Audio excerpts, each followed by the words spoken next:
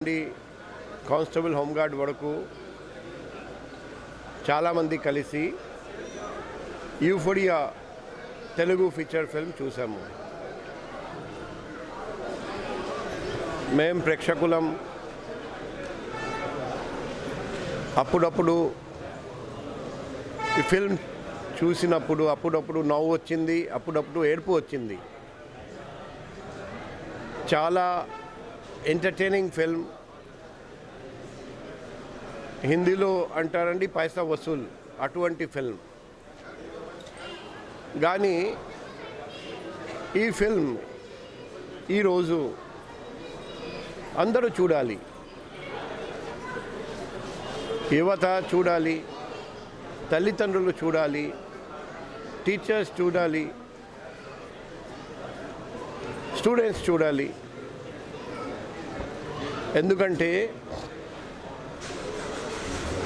ఈరోజు యువత చాలామంది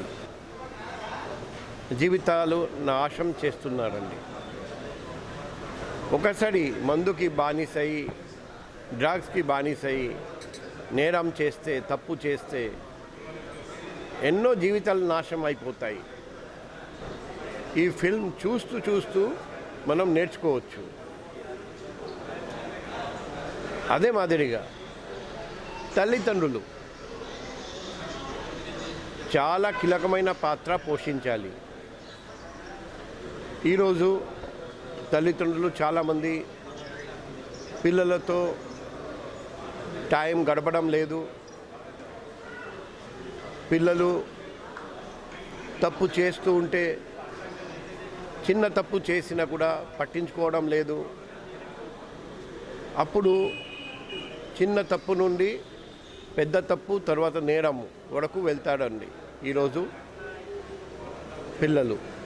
అందుకే తల్లిదండ్రులు కూడా ఈ ఫిల్మ్ ఖచ్చితంగా చూడాలి. పిల్లలతో ఎక్కువ టైం స్పెండ్ చేయాలి. వాళ్ళు తప్పు చేయకుండా ప్రతి క్షణం నిఘా పెట్టాలి. చివరిగా ఇంకొక ముఖ్యమైన విషయం మనం నేర్చుకున్నాము.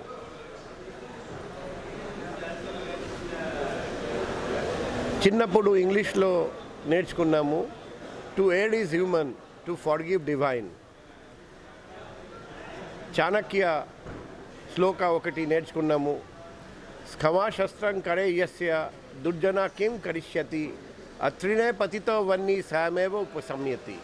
అంటే తప్పు చేయడం, చాలామంది తప్పు చేస్తారు, కానీ ఆ తప్పు క్షమించగలిగితే అది చాలా గొప్పతనం.